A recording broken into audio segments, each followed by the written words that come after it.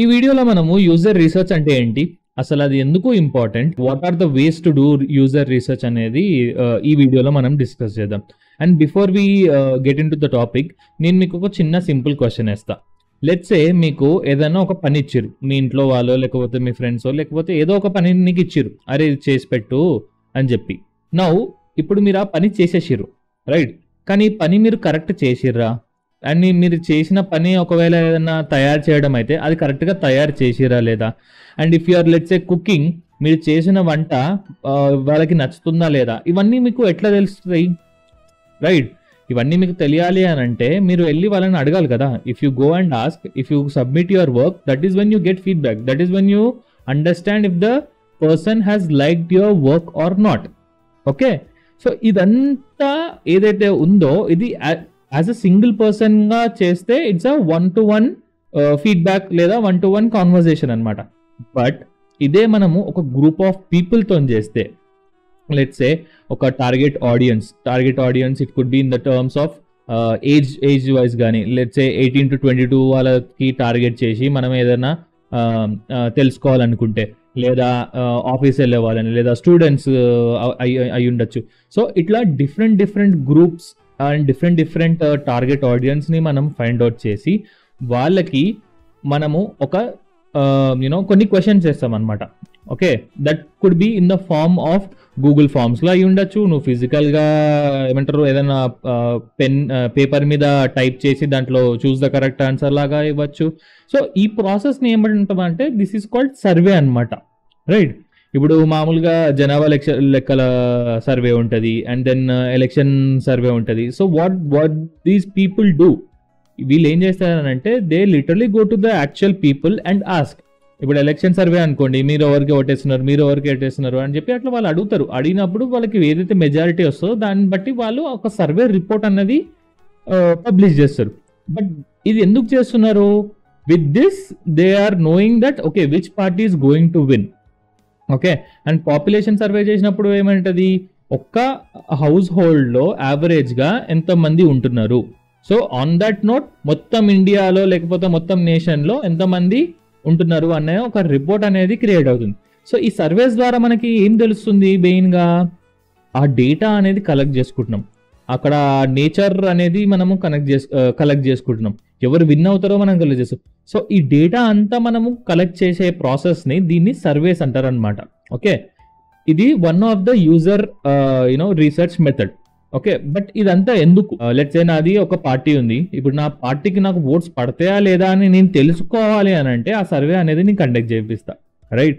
At the same way మనకి ఎప్పుడైనా ఏదైనా యాప్ ఐడియా ఉంది అనుకోండి, లెట్స్ సే నీ యాప్ ఐడియా తోపు తురుము అండ్ నువ్వు యాప్ బిల్డ్ చేయాలనుకుంటున్నావు, కానీ యాజ్ అ యూజర్ వాడికి ఎట్లా నచ్చుతుంది, అసలు నచ్చుతుందా, అసలు అట్లాంటి ఒక ఫీచర్ పెడితే వాడికి నచ్చుతుందా లేదా అన్నది నువ్వు ముందే తెలుసుకోవాలి. ఈ ముందే తెలుసుకుంటే ఏంటి అని అంటే నీ ఐడియాకి వాడిచ్చిన వచ్చిన డేటాతో వ్యాలిడేట్ చేసుకొని అప్పుడు నువ్వు ఒక ఫీచర్ అనేది డెవలప్ చేయగలుగుతావు. లెట్స్ సే నువ్వు ఒక బుకింగ్ యాప్ డిజైన్ చేద్దామని అనుకుంటున్నావు. ఓకే, ఎట్లా that point A to point B పోవాలని చెప్పి.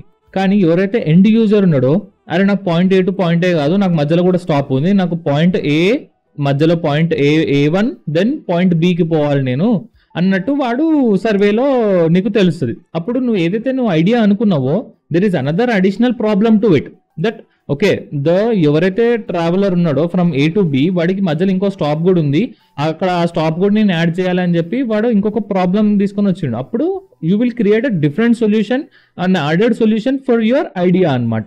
ఓకే, సో ఈ డేటా కలెక్షన్ అంతా కూడా it could be in the form of surveys, ఇది ఇందాక చెప్పినట్టు.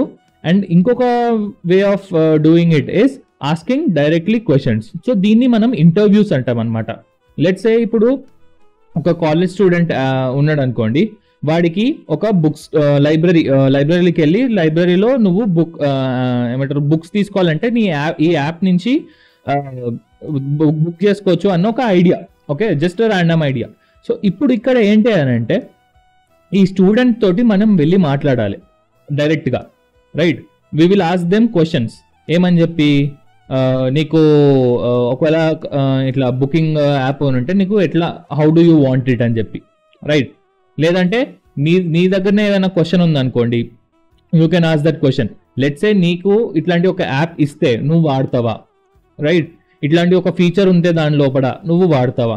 సో అట్లా మనం డీటెయిల్ క్వశ్చన్స్ అనేవి మనము తీసుకొని అక్కడ వాళ్ళు ఎవరైతే మన స్టూడెంట్స్ ఉన్నారో వాళ్ళతో ఇంటరాక్ట్ అవుతే, అగైన్ ఇక్కడ నా ఎగ్జాంపుల్లో స్టూడెంట్స్ అది, అండ్ డిఫరెంట్ ఐడియాస్కి different set of target audience ఉంటారు.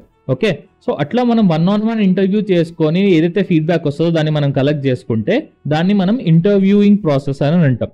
ఓకేనా? అండ్ నెక్స్ట్ వచ్చేసి యూజబిలిటీ టెస్టింగ్. ఇప్పుడు ఇందాక మనం అనుకున్నదే, ఒకవేళ యాప్ నువ్వు ఆల్రెడీ బిల్డ్ చేసినావు అనుకో, ఆ యాప్ని తీసుకెళ్ళి డైరెక్ట్గా నువ్వు స్టూడెంట్కి ఇచ్చి, ఇది నీ లైబ్రరీ నుంచి నువ్వు యాప్ బుక్స్ చేసుకోవాలంటే ఈ యాప్ నుంచి బుక్ చేసుకోవాలంటే డైరెక్ట్గా నువ్వు ప్రోడక్ట్ ఇచ్చేస్తావు. ఇచ్చేసిన తర్వాత now you will try to right down all the points, all the feelings of the person who is using that. Okay, ఇప్పుడు యాప్ ఓపెన్ చేసినప్పుడు ఓకే ఏమన్నా తెలుస్తుందా, లైక్ ఫ్రస్ట్రేషన్ ఏమన్నా అవుతుందా, నావిగేట్ చేయడానికి ఫ్రస్ట్రేట్ అవుతుందా? ఒకవేళ నావిగేట్ చేయడానికి ఫ్రస్ట్రేషన్ అయితే ఎక్కడ ఏ పాయింట్ ఆఫ్ స్క్రీన్లో వాడు ఫ్రస్ట్రేట్ అవుతున్నాడు?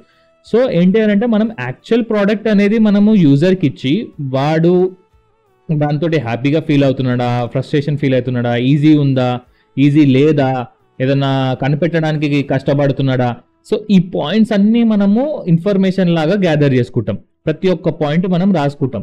అగైన్ వాడు ఎవరైతే యూజ్ చేస్తున్నారో యూజ్ చేసేటప్పుడు మన పాయింట్స్ రాసుకుంటాం, అండ్ వాడు యూజ్ చేసేటప్పుడు మనం మళ్ళీ క్వశ్చన్స్ చేస్తాం, క్రాస్ క్వశ్చన్స్ చేస్తాం. హౌ డిడ్ యూ ఫీల్, ఎక్కడ నీకు కష్టం అనిపించింది అని చెప్పి. ఎందుకంటే we can't always find out what the other person is thinking, right? So అట్లా అని చెప్పి మనము ప్రతి ఒక్క క్వశ్చన్స్ మన ఏవైతే క్వశ్చన్స్ ఉంటాయో అవి మనకి ఇన్ఫర్మేషన్ మ్యాక్సిమం వచ్చేటట్టు చూసుకోవాలి. ఓకేనా? అండ్ మన క్వశ్చన్స్ కూడా ఎట్లా ఉండాలి అని అంటే, నీకు నచ్చిందా, ఏం నచ్చలేదు అనకుండా it should be more informative అనమాట. మోర్ ఆఫ్ మన క్వశ్చన్లోనే వాడికి అర్థమైపోవాలి దట్ ఇంకా ఇంత ఇన్పుట్ ఇవ్వాలని చెప్పి. లెట్స్ సే ఇందాక మనము అనుకున్న యాప్ గురించి అని అనుకుంటే, నీకు సెర్చ్ ఆప్షన్ ఉంది కదా, సెర్చ్ ఆప్షన్ నీకు ఎలా అనిపించింది, ఏదైనా కష్టమైందా అన్నట్టు అడగాలి. అర్థమైందా? You should give more information of what you are asking. నీకు నచ్చిందా అని అంటే ఎవరైనా నచ్చిందని అని చెప్తారు, నచ్చలేదంటే నచ్చలే అని చెప్తారు. బట్ వాట్ నచ్చలేదు, right? So there is an again extended question. దానికంటే బెటర్గా మనం ఏం చేయాలి అని అంటే, we should ask certain questions and informative questions in such a way that the answer that we get is useful. Like yes no కాకుండా yes and why yes, no and why no. ఓకేనా? And then మనము ఇంకొంచెం ఎక్స్ట్రాగా ఆలోచించి మనము రివర్స్గా వాళ్ళనే అడగచ్చు. Like okay, ఈ ఫీచర్ నీకు నచ్చింది కదా, ఇంకా ఏది ఉంటే బాగుంటుంది అని చెప్పి వాళ్ళ ఓన్ ఫీడ్బ్యాక్ కూడా తీసుకోవచ్చు. అర్థమైనా? సో ఇక్కడ ఏం చేస్తున్నామంటే వీఆర్ ఎంపథైజింగ్, అంటే ఏదైతే మన యూజర్ కష్టాలు ఉన్నాయో అవి తెలుసుకోవడానికి ట్రై చేస్తున్నాం. We're putting our self into their shoe and see what is that user facing the frustration కానీ పెయిన్ పాయింట్స్ కానీ ఇవన్నీ మనం తెలుసుకోవడానికి ట్రై చేస్తున్నాం. And we're doing this in the form of data అనమాట. లైక్ ఈ data అంతా మనం కలెక్షన్ ప్రాసెస్ ఉంటుంది చూడండి, దీన్నే యూజర్ రీసెర్చ్ అని అంటారు.